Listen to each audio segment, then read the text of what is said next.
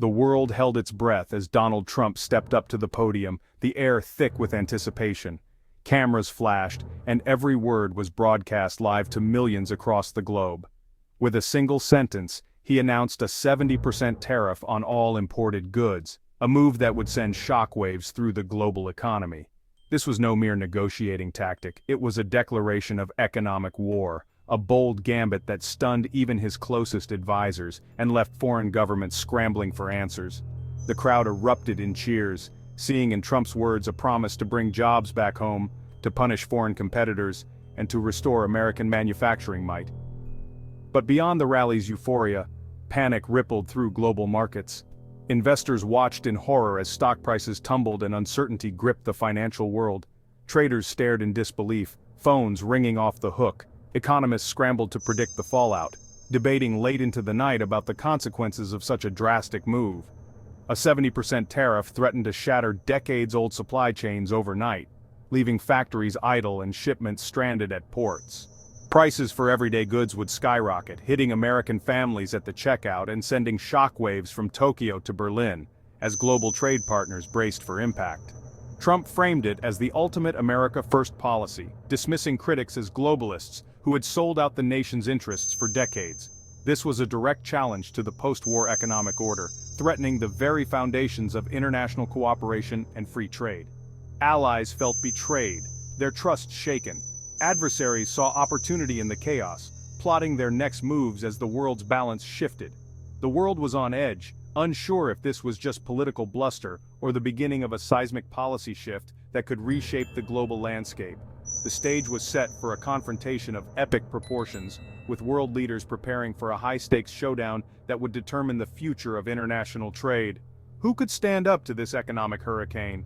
The question echoed from boardrooms to kitchen tables as uncertainty loomed. The world was searching for a voice of reason, hoping for leadership and clarity in the midst of unprecedented turmoil. Welcome to SpaceWire, your source for deep space intelligence and analysis. We connect cosmic events to their impact on Earth's economy. Today, Trump's tariff threat isn't just an earthbound event, it's shaking every sector, including the space industry. Rocket components, satellite materials, and international collaboration all depend on the trade networks now at risk. A 70% tariff could ground missions and delay innovation.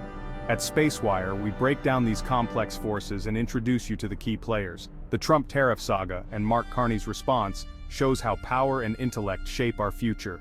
Stay with us as we unpack this critical moment. A tariff is essentially a tax placed on goods that are brought into a country from abroad, and it's one of the oldest tools in the economic playbook. The main idea behind tariffs is to make imported products more expensive, so that consumers are encouraged to buy goods made at home, giving a boost to domestic industries and protecting local jobs. When Donald Trump proposed a sweeping 70% tariff, it represented a dramatic tax increase on nearly everything America buys from overseas, impacting everything from electronics to clothing, cars, and even everyday household items. But while tariffs are designed to protect, they're truly a double-edged sword, cutting both ways in the economy. Many American businesses depend on imported parts and materials to keep their operations running smoothly.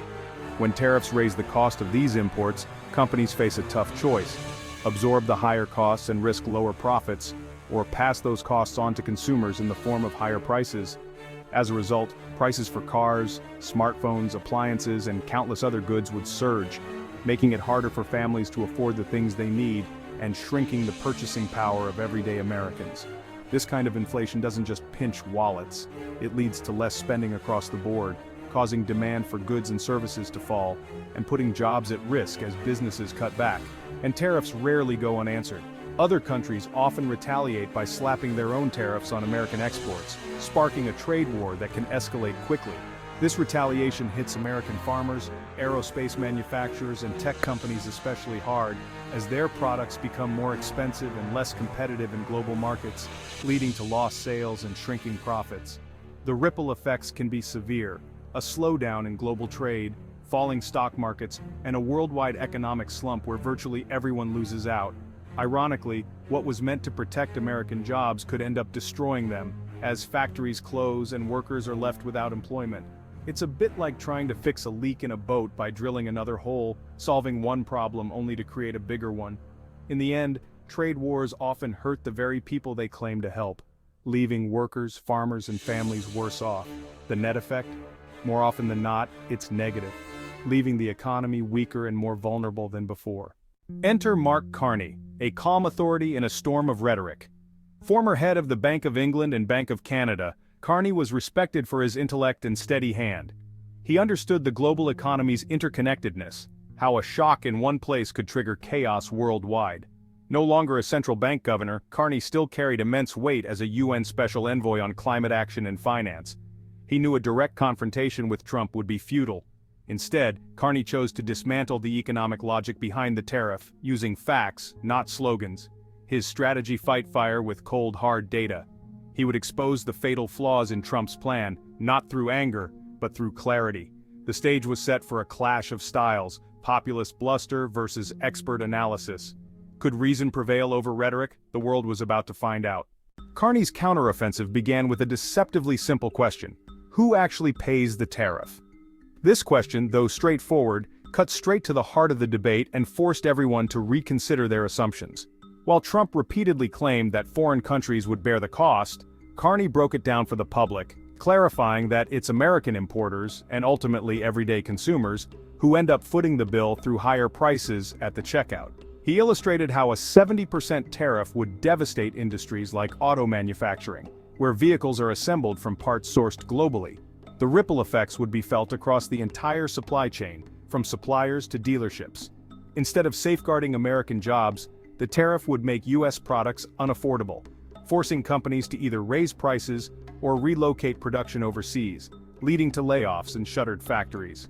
Carney then shifted focus to the U.S. dollar, explaining that a massive tariff would cause the dollar's value to soar. This would make American exports even pricier abroad, hurting competitiveness and shrinking markets for U.S. goods.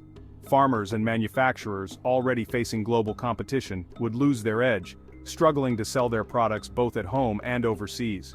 Throughout his presentation, Carney remained calm and composed, using clear analogies, relatable examples, and hard data to make his points accessible to everyone. He spoke directly to the public, business leaders, and politicians, ensuring his message resonated across all audiences and cut through partisan noise.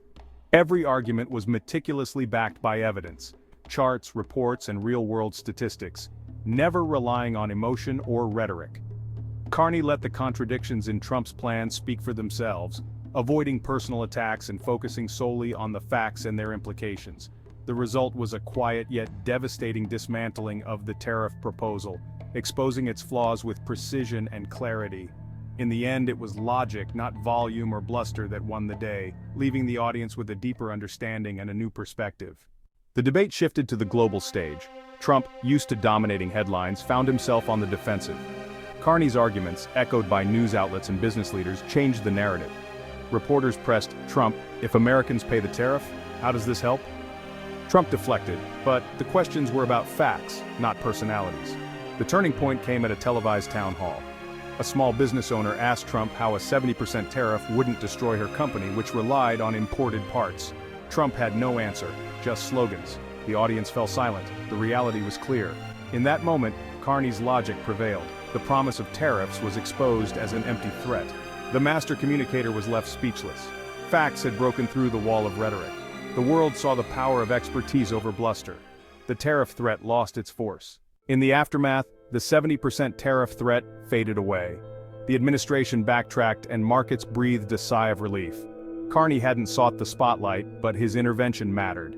He proved that facts and clear arguments can defeat even the loudest populist promises. The episode was a lesson in the complexity of the global economy and the danger of simplistic solutions. Carney's genius was making economics accessible, empowering people to demand real answers. His approach became a blueprint for countering populism with logic. The Carney-Trump showdown will be remembered as a pivotal moment. It reaffirmed the value of expertise and reason in public debate. In a world of noise, Carney showed the enduring power of truth.